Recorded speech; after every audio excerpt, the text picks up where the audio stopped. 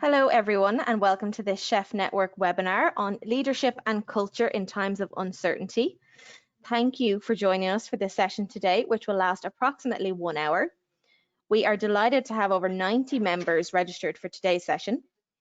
We will be hearing from Chef Mark Anderson, Culinary Director for Gather and Gather Ireland and Chef Network Advisory Council member. Mark brings a unique perspective to this training as he combines a long career as a chef and team leader in the catering and hospitality industry with expertise and training in leadership and coaching. All attendees will be automatically muted throughout the session, but we will have time for questions at the end of the session, and there are 2 ways to submit a question for answering.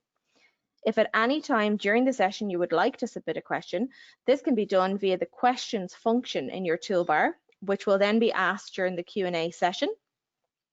Or alternatively, you can raise your hand using the Raise Their Hand tool during the Q&A session to request to ask a live question over your own microphone.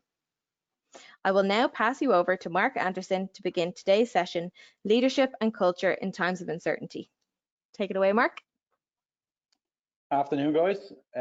Hope everybody is surviving and everybody's doing okay. One thing I've noticed, I've got really spiky hair, and I never really thought that. And my head leans to the left when I'm looking at the screen, so I apologize that you're going to have to look at that for the next hour or so. But we'll crack on. First of all, a couple of things. I don't have all the answers. If I did, I wouldn't be sitting on this call. I'd be standing up making decisions in government and making a lot more money and everything else out of that. But all I can give you is my own viewpoint of what I've done since March and how I've adapted, changed, and that word I hate using, pivot. So take from it what you can. Feel free to ask some questions at the end. And again, as I said, there's no magic bullet because I think we're in a time of very strange time with a lot of uncertainty. And the only thing that I know at the back of this is the only way that will get us through it is our own sense of resilience and what we do with ourselves. And that's why I put that quote up at the very start. So just a little bit about myself. I work for Gather and Gather. So I've worked in workplace catering with Gather and Gather coming up to my 6th year. Before that, I was with Compass. Before that, I was with Hilton. And I spent seven or 8 years traveling around Europe and around the world working for hotels and restaurants from people like Marco Pierre White to Richard Corrigan, etc. And it was brilliant. I've loved it. But this is probably the first time in my life that I've actually feared about my career in catering. Now, I'm probably not like a lot of you on the call who are a lot younger than me. I turned 50 a week ago, so I'm the wrong side of 40 to be starting to think about retraining and everything else. But one of the things that has helped me get through this is a lot of work that I did both on myself and some of my skill sets in the last couple of years. Going back and doing sports psychology and going back and doing executive and life coaching with neuroscience, which helped me work on myself and some of my own skill sets, which I brought into the workplace, which has helped me over the last few months. So that's kind of where we're at. But that's the quote that I put up. It's not the strongest who survive, nor the most intelligent, but the ones who adapt the best to a new environment. And I think when you take hospitality, whether it be workplace, restaurants, hotels, bars, coffee shops, or production, we're probably the best suited to adapting because it's never the same every day. So this challenge, and it is a challenge, is probably the biggest one we've all faced. But I'll touch on it again. If you strongly believe in your values and your principles about what you're about, I'm convinced you'll get through. What that will look like on the other side, who knows? But I'm convinced we will get through.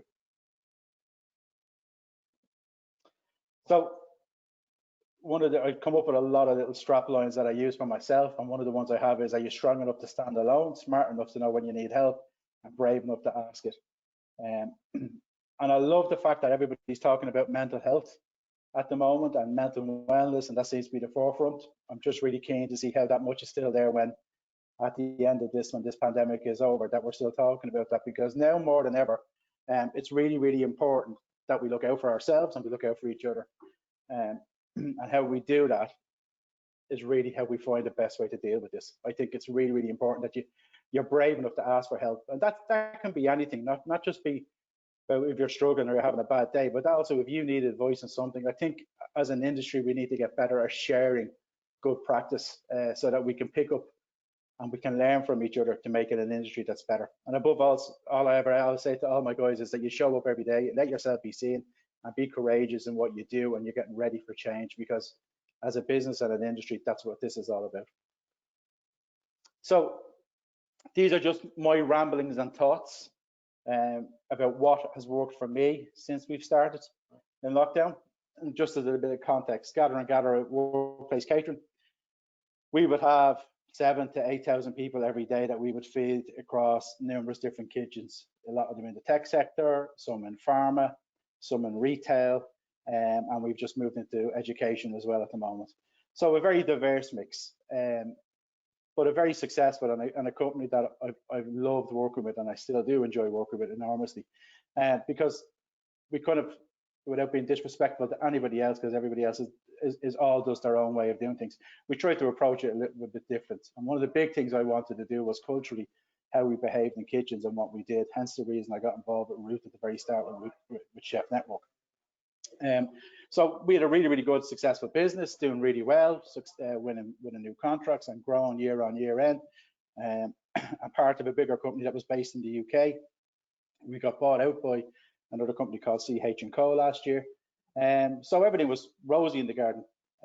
My challenge was, where was I going to get chefs? And all the problems that we gave out about last year, like calories on menus, where were all the chefs coming from, training and everything else, they've all gone, because like everybody else, our business stopped in March. People started working from home, offices went quiet, and unless it was pharma or some of the essential services where we worked in, there was no one there. So we really had to look hard at ourselves about, okay, how do we survive this? No different than everybody else. And we got a lot of things right, we got a lot of things wrong. But one thing that it's taught me an awful lot is, you have to move and you have to change. Like it's not easy. This is not easy in one bit, but you have to have the conviction in yourself and what you're doing is the right thing. So some of the things that we've come up with: communication. You can't over communicate. You have to be in constant dialogue with people every day, whether that's your suppliers, whether that's your own teams, whether that's people that you report into, or whether it's just the team that you work in. Communication is key, because what I found was you create this vacuum if you're not talking. And sometimes it doesn't even have to be about work. How's things at home? Everything all right? And you're not going to get all the good stories. You tend to hear all the negative stuff, but that's you as a sounding board, as a role as a leader, that you have to deal with. And it's essential that you effectively communicate both to those above you and everybody else externally, because everybody was struggling and everybody still is. And I think if you look at even at the weekend, over the last couple of weekends, when all the leaks and all the rumors on social media, etc., about people going into level 5 and what's going to happen. And personally, myself, I think we're at level 47 Jumanji or something. I don't know, but everybody was got. It just creates this vacuum and this anxiety, which fear grows in. So communication for me was key. You needed to be visible. You needed to show up every day in work, when you were there, be able to answer questions, and also be honest about it. If you did not have the answer or did not know what was happening, to close that out and have those conversations. Say, listen, I'm not really sure at the moment where we stand, but this is what I can tell you. And that sounds like a basic, but I was amazed the amount of people, even some of the people that work with me, that just didn't understand how important that was. And being visible, being standing there every day with your guys and girls in the kitchen or wherever it may be, wherever your workplace was, just to have those conversations and be there to tell them what you know, up to the point where you can, and not sugarcoating it. I believe in telling people what they need to know, not what they don't want, not what they want to hear. And that goes back to a lot about what I do, about my own values and what I've done. I think empathy is really, really strong in what you do, and using your emotional intelligence. And when you're talking to people, the big thing I talk about is when you meet people where they are at. So people are at different stages in their life or their career, can take information in a different way. So that was a big thing for me. Don't retreat into your shell, even though that's the easy thing, but also being kind to yourself. There was loads of days early on where I was struggling myself, and I didn't have the answers, and I felt like a failure because I couldn't tell the people around me who were looking for answers. But when you start to be kind to yourself and say, okay, I don't have the answer for you today, but let's sit down over the next week and see what we can do, you'd be surprised how many barriers that breaks down, and also how they feel and they react to you. They can actually help you. So that was a big thing for me. The 4 F's: failure, fear, fire, and faith. So again, You must stick together during tough times. You must create that environment where everybody can express how they're feeling. That was really, really important to me. So because sometimes we look around and your team, you don't know what's happening behind closed doors at home, or you don't know the struggles that they're at. So it's important that you listen and let them express their feelings, no matter how minuscule or large they may feel it be.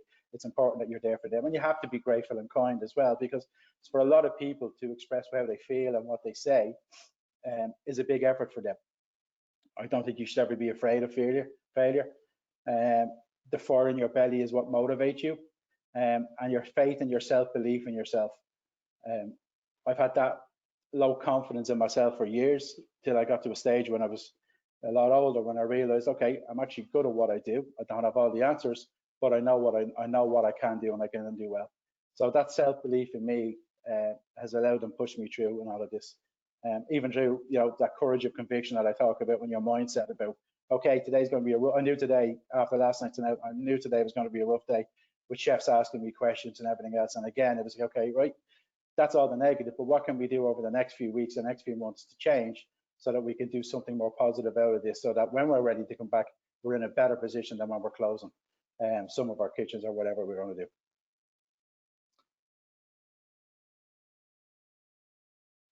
The next one, the big one, I just said it, you don't retreat under pressure.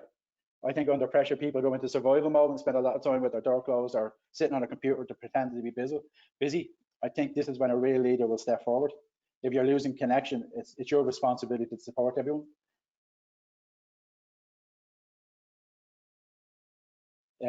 It's not your fault that things are going wrong, but I think it's very, very much that you have to reach out to your team and be there for them. And that's tough, because then you say, who's there for you? But that's when you rely on your mentors, or you rely on your friends. I don't tend to bring a lot of problems home work-wise to my family, because I don't think that's the right environment for it.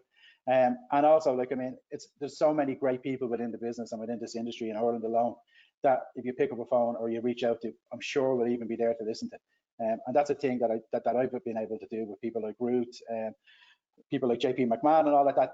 There's a lot, and lots of people even within our business that work with me, that when I'm having bad days, rather than retreat into my shell and go kind of take the easy route and sit in the corner and not talk to people, it's about fronting up and having that conversation. Again, communication. One of the things I use all the time is I always try to listen, acknowledge what people are saying, take it on board and explore it, and then respond to them in a way that I think they're going to get something out of it. Doesn't always mean that I'm saying yes to them, but at least then they feel acknowledged and they feel like that they're being empowered. And also when you're talking, that if you have to be confident in what you're saying and giving that information across, because too many times it's even if you don't have the answer, or you don't know what you're going to be saying to them as such, you need to deliver with confidence, because these people are looking to you for some kind of resemblance of leadership to see where they're going to go from here. And you need to create that environment where there's a difference of opinion is okay.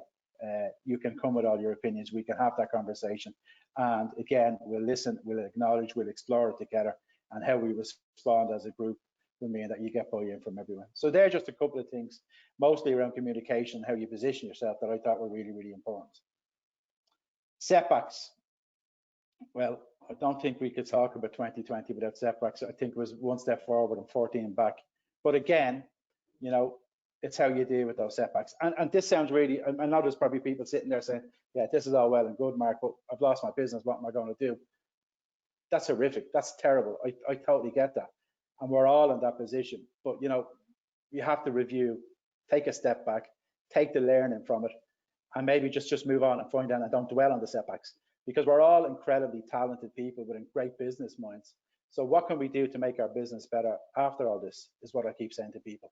Maybe our business was so fragile with cash flow, with what we were doing in margins. Maybe this is, in a perverse way, a way of us examining our business and see, okay, what do we need to do to make sure that we've got great working conditions for people, we've got real opportunities for growth, and we're looking out for each other.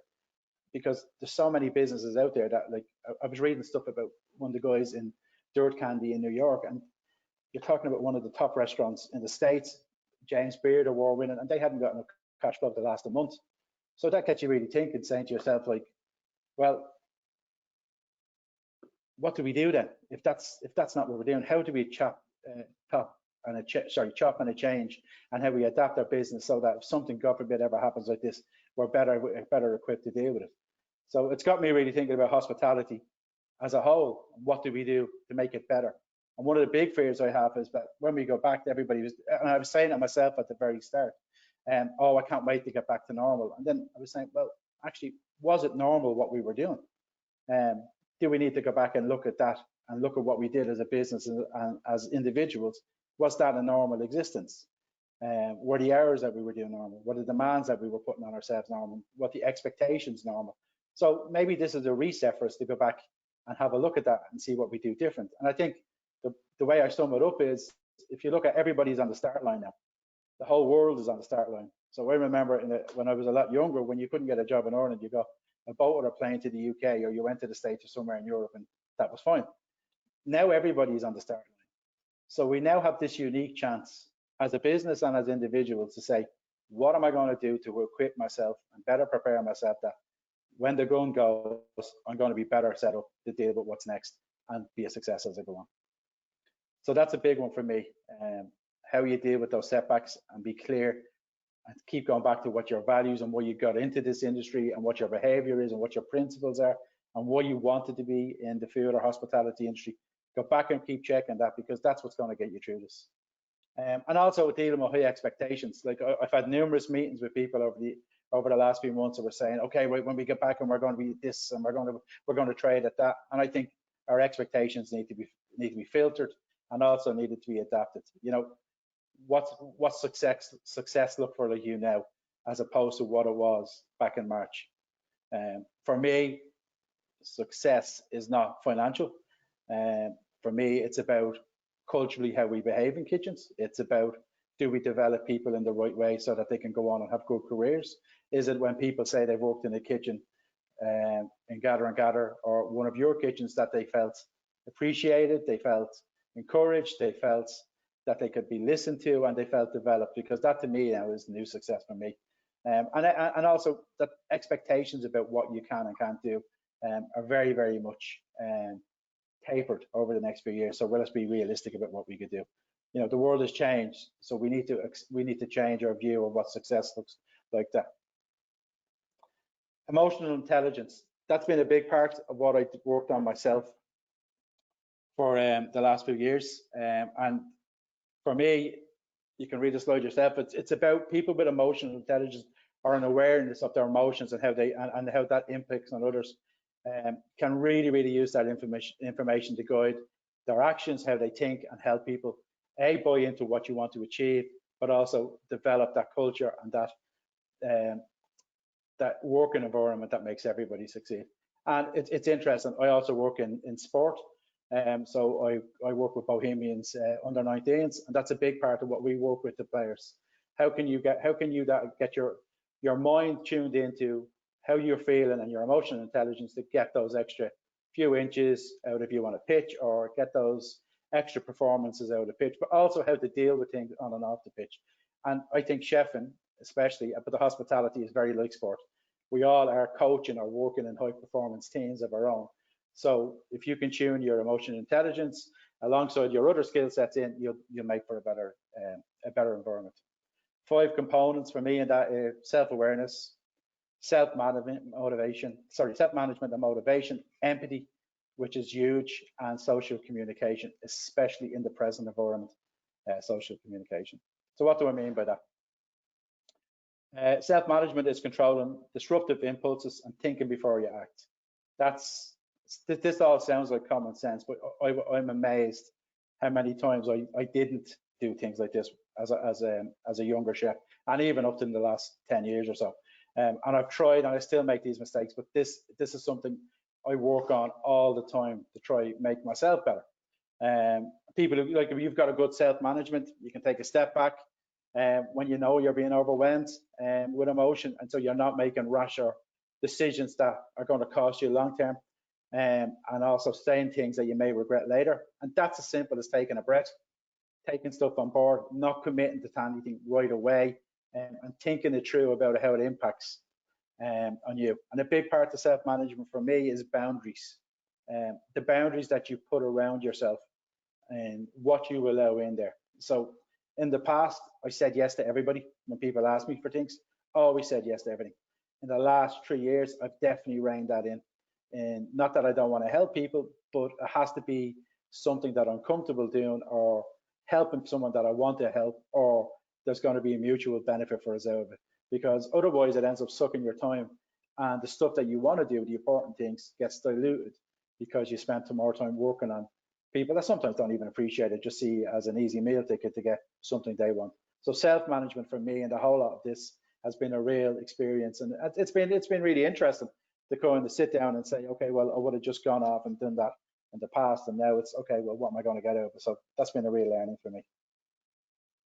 Self-awareness, again, I go back to you're meeting people where they are now. So the conversations I would have had this time last year, it's funny because we were just organizing and planning stuff around Christmas and things that we did last year.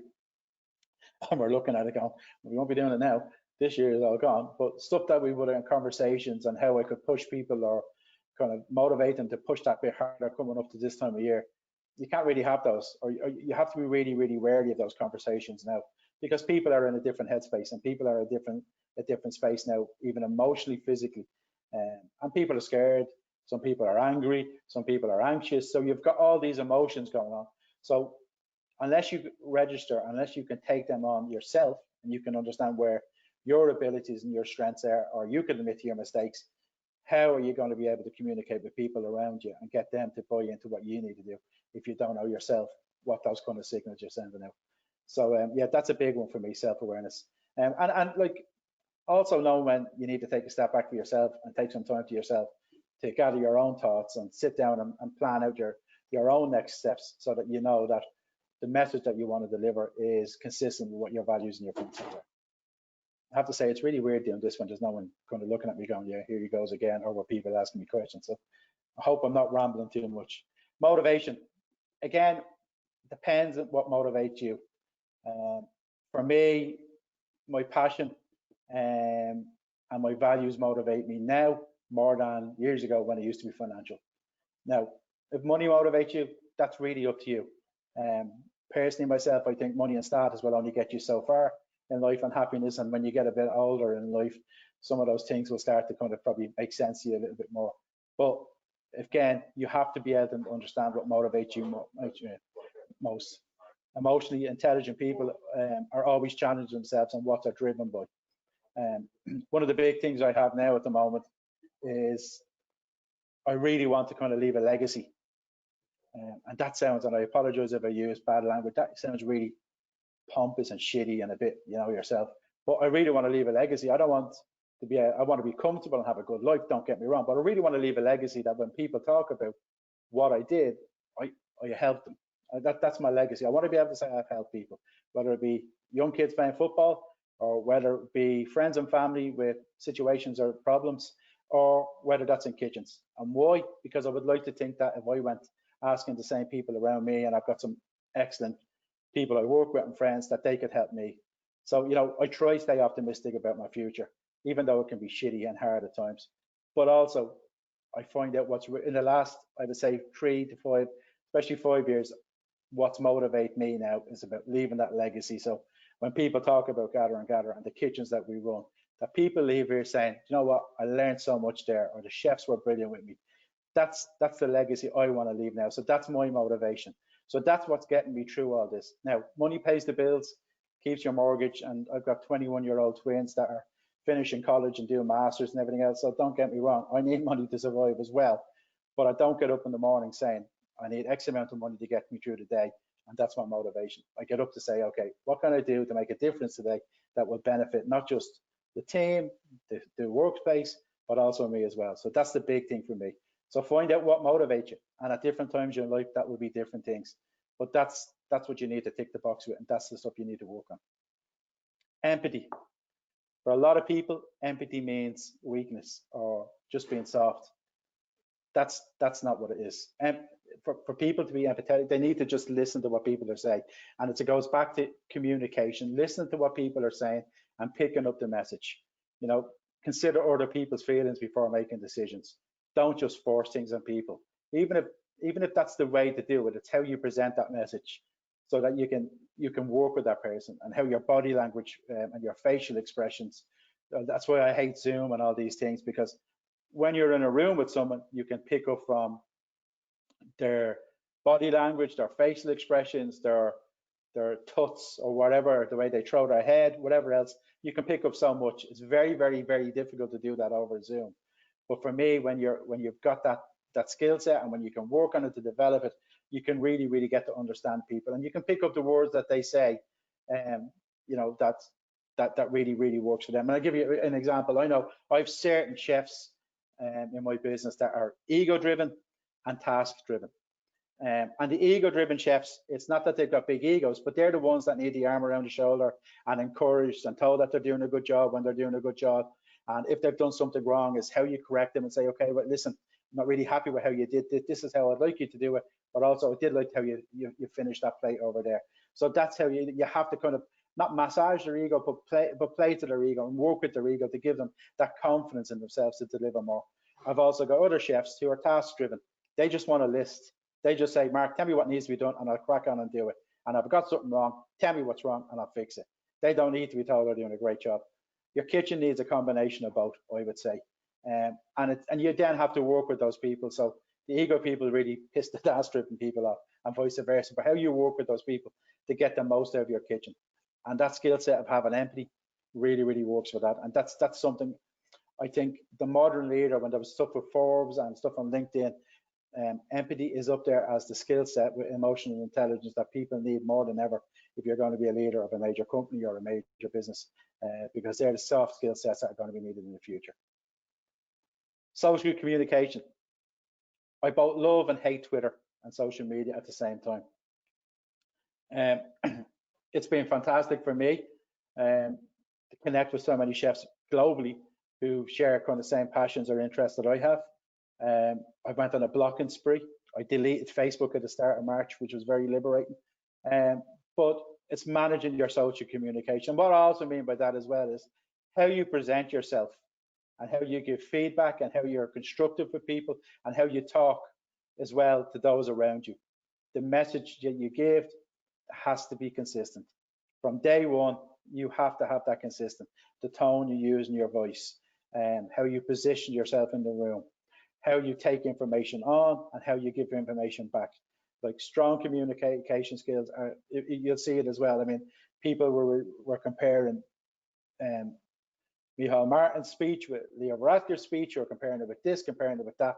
People all the time are looking to see those body language, what you're saying, and how you're positioning yourself.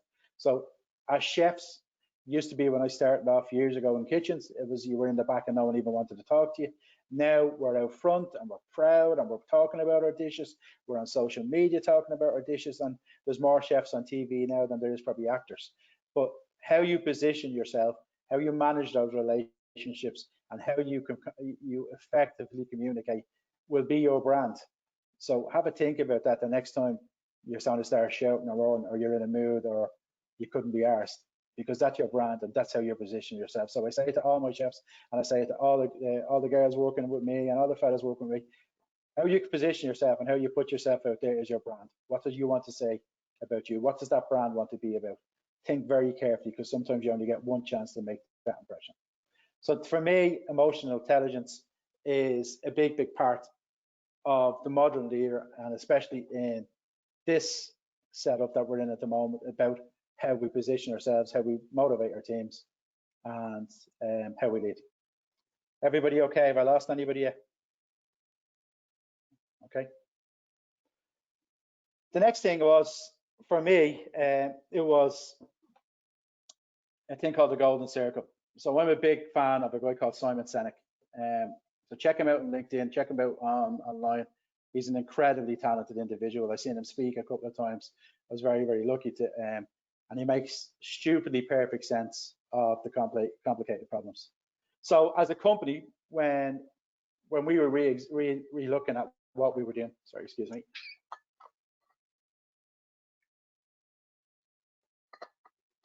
When we were looking at what we were doing as a company, we asked ourselves what we used to do, what we want to do, and where we want to go to. And the most dangerous sentence in the English language is, Sure, we've always done it that way. I'd say more businesses have failed or have lost millions off the back of that sentence. So one of the things that I came up with was Simon Sinek's golden circle: the why, how, and what of what you do in business. And that's very simple. The what stands for your product sold, or your services offered, or your role at work. It can apply to any of those three. So when we were sitting as a senior leadership team, and we were in the middle of this pandemic, we were asking ourselves, okay, so what do we do? What do we do as a company? What do we offer as a company? What's our services? What do I do within the company? What's my role in the company? And stripping all that back, not what you think it is, but what really is it that what you do? And are we happy to keep continuing that, or what do we need to change that? And that was really interesting when you sit there, because sometimes you think you actually do an awful lot more than what you do, or then ask people outside of your business what they think you do, and they may sometimes give you a different answer. And that's sometimes when you have a problem, because then you lose identity about what you're really supposed to be. So that was a big thing what we did. How we do it, what's our strengths, what's our values, what's our guiding principles. And that doesn't mean a mission statement stuck up on a wall where everybody goes, yeah, that don't know what that means, but that's been up here since I joined, and that's seemingly our mission. What's that actually mean? So what are your values as a person, as a company, as a business? Like, and how do you tie those values, and how do you bring other people on that journey to buy into those values or principles? And then why? And it's like I said at the very, why do you get out of bed every day to do this? Why do you put in the hours to do this? Why do you put yourself through the turmoil, stress, and anxiety to do this? What's your purpose? What's your cause, and what's your belief? So everything that we do now, we start with this. So if there's a new idea, if there's something that we want to do different, if we want to change what a service, we go back and we start putting ourselves through this process. And it's not this everybody sitting in a room with flip charts. Sometimes it's just about some questions that we ask ourselves about what we're going to do, what we're doing it, how we're doing it, and why we're doing it. And like, for that to work properly, now I'm giving you a really quick overview of it, but I would avoid, it's all online. You'll find all of this stuff, and you can download some of his manuals. I'd strongly recommend it. For me, the golden circle, you have to have clarity of why you do it. That can't be shaped. You have to know exactly why. What you do is what you do. The discipline of how, like how that's going to happen, how you behave, when you're challenged with your values or your principles, how that looks and how you protect it. And you need to have the consistency of what. And no one thing is more important than the other. Like, you have to have balance across the tree. So if you don't know why you do what you do, how can you expect anybody else to know why you do it? Why am I saying this? For me, there's so many different people in food. I don't think stick to what they are brilliant at. So you'll see people open an amazing, and I'll just give this as an example, an amazing pizza restaurant, absolutely stunning, brilliant bases made by hand, and really, really cracking toppings, staying really, really loyal to local, the best of cheese, the best of cured meats, whatever it may be. And then someone else opens down the road and they start doing coffee and pastries, and they go, well, I don't want to lose any business, I'll do coffee with them. And then you start diluting what you do and what you became known for. Whereas the best companies, they stick to what they do, and there's real clarity about what they do as an offer. And if you look at some of the big fast food chains, whatever you may think of the product quality and everything else, they know exactly what they do, and they're very clear about their message. And then how do you bring that why to life? Like, how do you behave so that your values around your food, your values around how you run your business, your strength, your belief, how do you portray that, or how do you get that recognized so people really, really buy it in? Especially as well, if you're out there competing against others, what makes your business better to go into as opposed to the person down the road? What are you different? Even if it's the same, if you're doing pizza and they're doing pizza, why will I go to you? Oh, well, I actually really like him because I actually really like how they run their kitchen. I can see that people really like working in there. Oh, and I like that they promote local. So what makes you different? And your consistency, your what, what do you believe in, and how do you actually behave, and what you actually say to be authentic? Can you walk that walk? If you're challenged, can you go back to your principles and values and say, listen, we've stuck to what we did, maybe a little bit slower in getting there, but we can stand over everything we do. So that's been a really, really good tool for us, actually, when we go back and examine our business and what we do on a daily basis, weekly, monthly, and forecasting for hopefully next year when everything gets back to something like it used to be, but a very better version, I would hope. So that's been really, really a great tool for us to use, and I strongly recommend it for anybody. And even for yourself, when I spoke about boundaries, when people ask you to do things, I put that through that kind of simple process of why am I doing it, how am I doing that, and what's it going to be to me. And that's been that's why I did today's talk, but why I've said no to 4 or 5 other talks. So that for me is something that's really, really important. Some of the other things, for me, I think it's about accepting the situation. It's shit, we all know that, but we move forward with empathy and we seize the opportunity. And how do we adapt? I really, really hope that as we go forward and as we come out of this, whenever that may be, that we come out with a new set of values and principles. We have an absolutely amazing food program in Ireland as a country. We have some incredible products, some fantastic chefs. We've got people that are so passionate at what we do. I think it's really important that that's what we champion and that's what we look to embrace, and not anchor ourselves onto stuff that isn't going to give us any value. I think life has changed. We need to embrace it. We need to welcome it, and we need to make the changes. I really hope that we don't go back to a situation where we've got kitchens doing 5 and 6 splits now because there's loads of chef's jobs and I can do what I want and I can treat people how I want it. Because we've come so far to start making those changes, and so many chefs have come so far in making those changes, it would be absolutely criminal to go back to that. We have a chance to actually change our catering and our hospitality industry for the better, because we've all suffered in this. So let's make an industry that we go back to, an industry that we're all proud of and want to be part of, and it's doing the right thing. I think the big thing for me, I would strongly recommend to you all, is reinvest in yourself and become better and back yourself and grow. Like I said, I don't ever profess to know it all about food. I know what I know, and it's got me by, and I've managed to make a very good career for myself, and I've been very lucky with the skills that I have. But I took a decision when I was in 45, 46, that the next set of skills I wanted to learn were about how I developed my head more, how I picked up skill sets that would be for leading a team or working with a team, how I would be able to develop the skills like emotional intelligence that would make it easier and make it better for me to work and motivate people.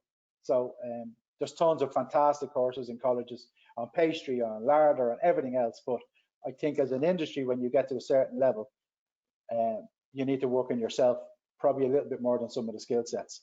And that's something I think that we should be looking at as well. Be brave. We're brilliant at that in hospitality. Like, grab any opportunity you can if it's the right one for you. Don't grab everything, because not everything is right for you. So be selective, but be brave. Show up every day knowing that, okay, I've got the skill set, I've got the mindset, and I've also got the opportunity here. So I'll be brave about tackling it and how I'm going to do it. But again, do what you do and do it well. Do less, but do it better. And you need to view life through a different lens. Because, look, I mean, I heard this funny story, but this guy was talking to this incredibly wealthy guy who worked in the tech sector in San Francisco and had a $5 million house, $5 million house, living on the fault lines in San Francisco. And he asked him the question. He says, "You've got a family?" He went, "Oh yeah, fantastic wife and beautiful kids." And he says, "And you've a beautiful house and a great job." He says, "But you've built a $5 million house on a fault line in San Francisco, where every expert will tell you that it's about 1,000 years overdue an earthquake, and you've got forest fires. Do you not think you're being irresponsible?" And the guy said, "Well, you either live with risk, or you sit in your shell and you do nothing." So sometimes you have to step back, take a look through a different lens, and see the positives when everybody else is being negative. So that's a little bit about what I've done. As I said, it's worked for me. Not every day, most days more than others. It's made me appreciate what I have more. It's made me evaluate at the very start in March. All I kept saying was to go back to normal, go back to normal. And then I stopped that. And I've had a question and long, hard look at myself about what I do and how I did it and how best I can improve it, both for myself, but also for those around me. I'm on Twitter as Marky01, Instagram and LinkedIn. And this is something that I think is really, really important. So I'd love to talk to anybody else if anybody's any questions. Thanks. Thanks so much, Mark. We have one question here from Sinead asking, how do you deal with the anger that some of your team are experiencing with their current situation? Is it enough to just give them the outlet to rant? Sometimes it is. Honestly, I think you have to. I mean, I had it even this morning, and people are very angry, and myself, I was very angry in March. But all I can be is honest, and I use the same phrase that I can all the time. All I can do is control the controllables. I can't go in and open the kitchens tomorrow. I can't lift level 5 lockdown. But what I can do is I can be here if you want to talk. I can help you so much in what I can do, but I don't have all the answers. Is that what they always want to hear? No, but at least I can look at myself in the mirror and say, at least I'm being honest about it. And also, at least I can, I don't know, empathize with them, because I'm angry as well. I've been very angry since March as well. I mean, I want to go back to having all my guys back working in all our kitchens. So all I could say is be totally honest and open with them. Tell them factually what you know, and empathize with them. After that, there is not much more you can do. And I think we need to get past the situation where we feel that we can solve every problem.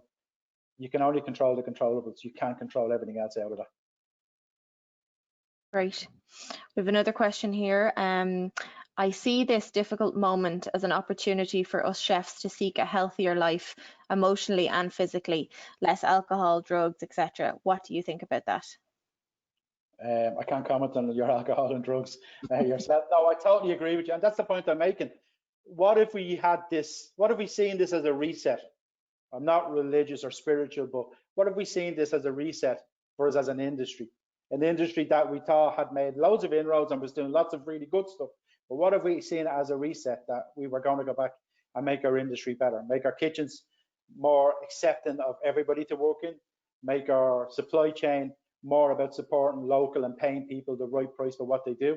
There was some great articles I see in the US on the price of food they're getting onto a plate. What have we said? What have we adopted the attitude that food shouldn't be cheap when it's sold in certain supermarkets or grocery stores, that they promote their bag of carrots at 49 cents. But you can be damn sure the farmer isn't getting everything out of that. So what if we took this as a reset to go back and change our industry? Well, we had to do it overnight and make it the industry that we're all very proud of. One there where you're not doing 14, 16-hour days. Ones where kitchens are accepting of everybody, and you can develop, there's opportunities for growth. And when you get to a certain age, like me, that you're not seen as obsolete. So maybe we can see, maybe we flip the language and use this very, very difficult situation as one to say, okay, what do we want our industry to be like when we go back? Great, thanks, Mark. Next question. Do you think that government should put funding into giving people the opportunity to upskill and professional development? Yeah, I tell you what I think the government should do. I think there should be a minister for hospitality. I think with the amount of that we contribute, both in taxes, business, employment, we should definitely have someone that sits there, not just a minister for food and agriculture, but a minister for hospitality, so our voices are heard. And I do think the opportunity to upskill. But then the other side of it is, well, you have to want to upskill. So if they went out and put all these courses together or whatever else, or gave you the opportunity, there have to be the right skill sets. Like, I mean, what I went off and did isn't going to tick everybody else's boxes. But I do think a minister for hospitality that would help us and listen to us would be very much appreciated. Great, thanks, Mark. Does anybody want to raise their hand to ask another question? Or alternatively, you can continue to use the question box.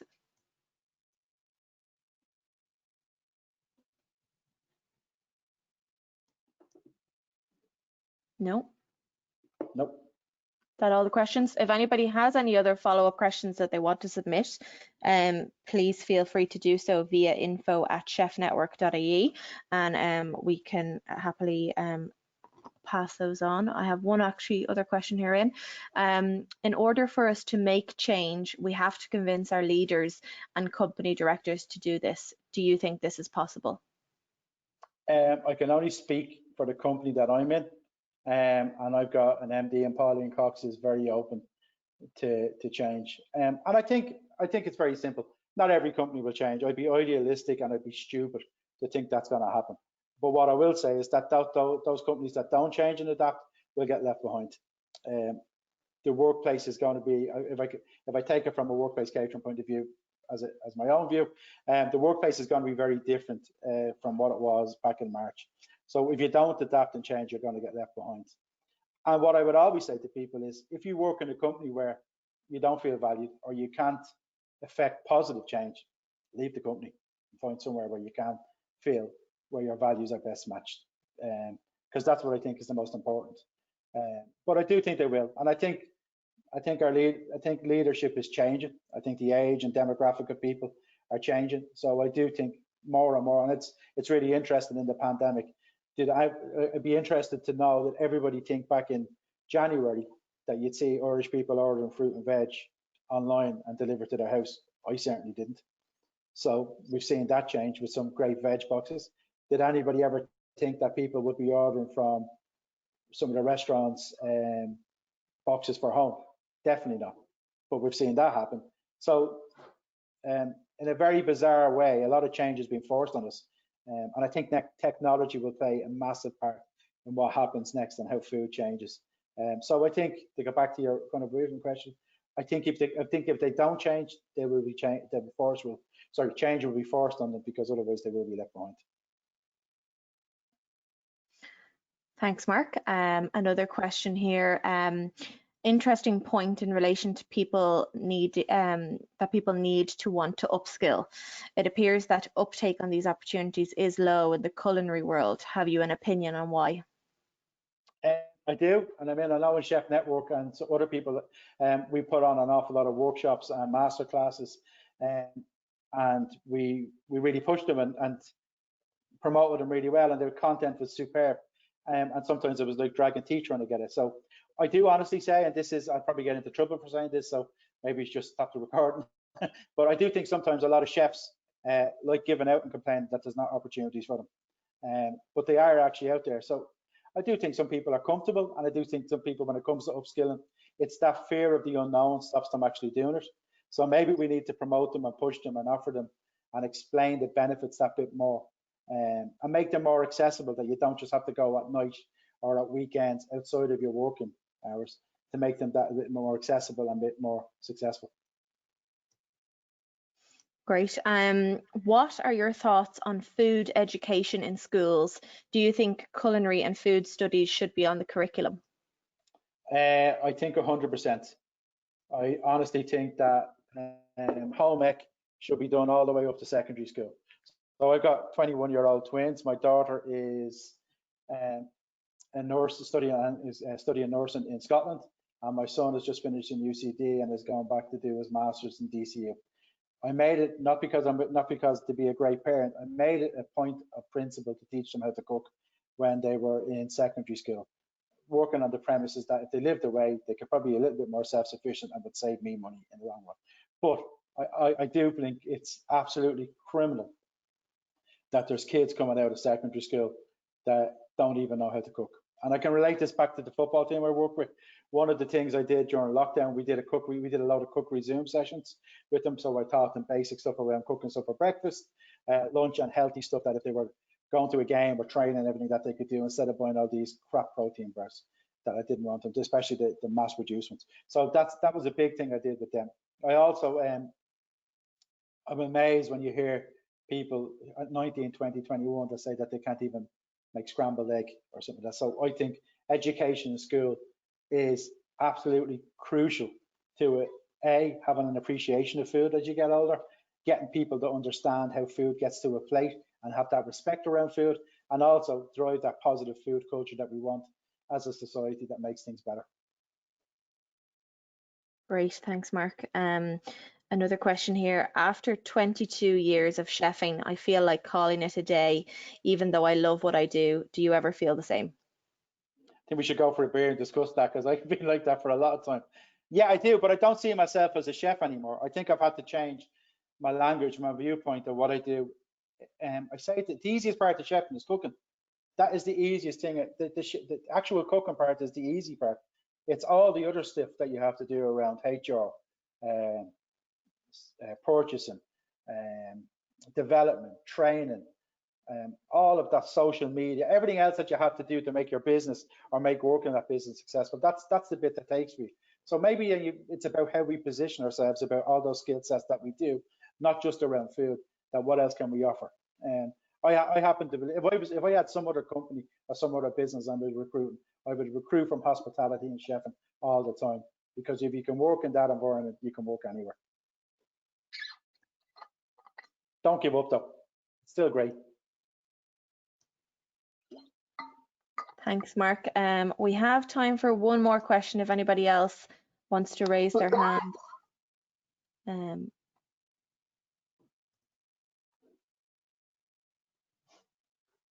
Matt, I can see, has raised his hand. Matt, I will unmute you there if you want to ask a question. Mark. How you doing? How's things, Mark? Matt, how are we keeping you well? How are you, pal? Good to see you. I'm all right. Just from where I am at the minute, I'm out teaching now myself, Mark, at the minute. That's what I'm in the outreach.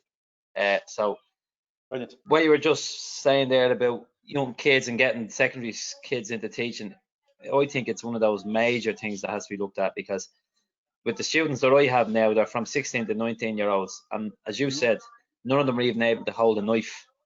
Now, so basic skills, even those basic skills to get young lads in and to improve our industry is what we need to do. How do you feel about that? I couldn't agree with you more, and my hat's off to you. If that's the environment and that's what you're teaching, you're a bigger star than most of us on the call today, because you're making real change and real impact. For me, I totally agree with you. Like I said, if we want to develop our own food culture as an island, we have to have people coming out of school with an appreciation of what real good food is all about. So for me, it's really, really important that they should know the basics of making a soup, making a loaf of soda bread, knowing how to make an omelette or cook a couple of eggs, making a basic stew, or cooking a piece of chicken or fish. Like, I don't think they're skills that are very difficult to teach if you get the right environment and you get the right skill set to deliver it. And also, you need to get investment from the schools and the government to do that. And I couldn't agree with you more, Matt. Like, I look at my own kids at home, and I'm very lucky that I've had an influence on them from an early age, so that they're comfortable holding a knife, and they know how to use a pot, and they know how to cook a stir fry or something like that. But I'm gobsmacked from a health and safety point of view, and also from a fitness and nutrition point of view, that kids should understand the value and importance of real good home cooked food, as opposed to what they're used to buying in convenience and some of the takeaways and some of the products that they end up using. So I couldn't agree with you more. I think it has to be something, and I know Food on the Edge, which would have been this week, that's been one of the big things over the last couple of years that people have been pushing about education in school of food, because it's how we develop that culture. I look at Spain and Italy and France, and I look at the kids and their appreciation of food and their understanding of it, and I look at sometimes at our own thinking, we've got it so wrong. So my hat's off to you that you're on that fight, but I do agree with you, it has to be something that's changed. Thanks, Mark. I think that's all the questions there that we've answered, but as I mentioned, if anybody has any follow-up questions that they want to send on to info@chefnetwork.ie, they can do so. And we are just coming up to our time now, so we have finished on time, which is fantastic. Mark, on behalf of everyone, thank you so much for delivering such an insightful session for us today. We really, really appreciate it. Thank you to all of you for joining us this afternoon, and we hope that you enjoyed this Chef Network online event. We have a number of other events in the next few weeks, so keep an eye for updates on that on chefnetwork.ie. The current environment is extremely challenging for all of us at the moment, but especially for our industry. So we want to take this opportunity to remind everyone on the call that both Chef Network and IFSA will continue to support the industry during this time, and please don't hesitate to contact us if you need anything at all. And we will also be sharing the recording of this event with you all over the coming days. It'll be available on chefnetwork.ie to review and go back if you missed anything or if you want to see the slides. So thank you all so much, and we wish you a wonderful afternoon. Guys, thanks very much. Stay safe, and just remember, like, it's a fantastic industry. That's why we got into it, and we can make it better as we go on. So stay safe and look after yourselves out there.